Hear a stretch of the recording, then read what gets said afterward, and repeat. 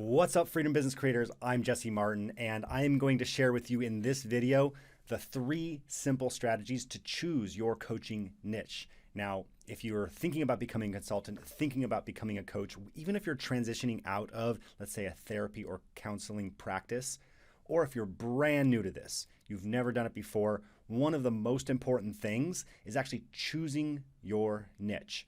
Your niche or niche is the people that you help, the problem that you solve, the area of expertise that you're helping people in. Now, if you get this wrong, what happens is that people won't need what you do, they won't want what you do, and that means you're not going to have a profitable business. No one's going to pay you. You're going to have to keep some job, do something that you don't actually like, or maybe just go back to a career that wasn't fulfilling or that was burning you out. So this is really important to get right, okay? So let's just jump right into it. Number 1, the very first thing that you need to actually choose that coaching niche, that first tip, that first strategy is actually base it on your personal life experience. What have you been through? And ask yourself that. What have you been through? What obstacles have you overcome? What major challenges have you overcome?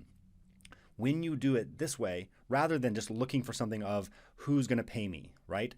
If you actually look at your niche and you want to find one that is based on your life experience and the challenges that you've personally overcome, what that does is adds a lot of authority, a lot of credibility, because you are actually successful at it already. You're already doing it. You have done it. You've been through it, right? Because that brings the authority from personal experience rather than just something that you can talk about. You're actually doing it. You've been through it. So base it on, number 1, base it on your personal life experiences and challenges you've overcome, okay? So let's go into number 2. Number 2, and this is really, really important, is I want you to actually look for the people who are looking for you. Look for the people who are looking for you. Now, what does that mean?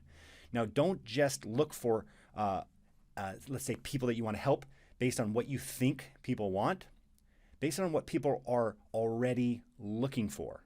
What are people looking for advice on? What are people already searching for help on? Where do you see people already reaching out for help? Where are people already looking for advice? Where are they struggling? Okay? When you do this, this actually helps keep marketing costs way down. You don't have to actually sell yourself as much. And when you come from that personal experience, right? Number 1, come from your personal experience, then you actually are looking for people who are looking for help already.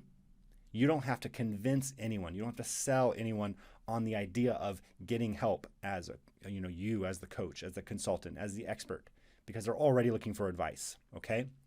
That's really, really important.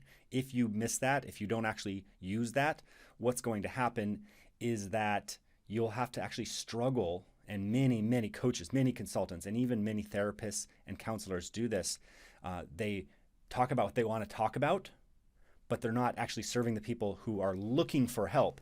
So what that means is you'll end up becoming sort of a commodity. You have to charge a very low rate because people don't really want help. They're just kind of saying, oh, I'll try out your coaching. I'll try out your counseling or your therapy, your consulting, rather than I have a problem, I want it solved, and then you show up as the expert, and it's really, really powerful, okay? Now, number 3, now some people do this, but still, if you get this wrong, you're not going to have a profitable coaching business. You're not going to have a profitable consulting business. And again, as a therapist and counselor, these same rules apply. So number 3 is look for people and choose a niche based on who can actually afford to get help. Now, this is sort of a controversial one because if you're looking for people who can afford to get help, that means there are certain people who really, really need help and maybe can't afford help that you're not basing your coaching niche around, okay? Now, this is a challenge if you really have a heart to help people, let's say, who are like teenagers with trauma, right? A teenager most likely can't afford to help, right? Can't necessarily afford to get the help or hire you, right? Especially if you charge a premium rate like I recommend the way we show people how to create businesses. But if you base your coaching niche, your main focus on number 1, like I said, your personal experience, number 2, who is looking for help, solve a problem, base your niche on who is actually looking for help. What are people looking problems to be solved around? And then 3, who can actually afford help, who actually is able to invest in help. What that allows you to do is, let's say you get your first 100 clients, then these are people who can really afford it. And then if that becomes the case, what happens is now you're able to take that financial abundance. If you have 100 clients times, let's say $5,000, what is that? That's pretty dang good income, right? What can you do with that? Now you have a financial abundance. Now you can contribute, you can give back. Now you can go help all those people who can't afford what you do, who can't afford to hire you.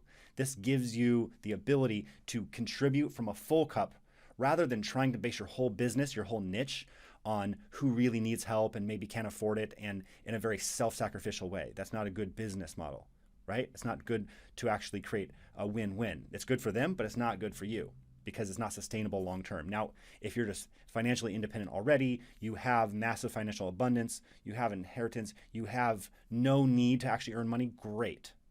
These rules don't apply to you, right?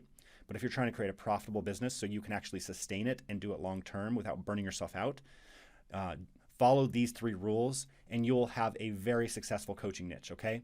Guys, I hope this has been helpful. If this has been useful, share this with someone who needs to know. And I actually want to hear, based on what I just told you, what might be your coaching niche, your consulting niche? What could you help people around? What problem could you solve based on your personal experience? What you suspect people are looking for already?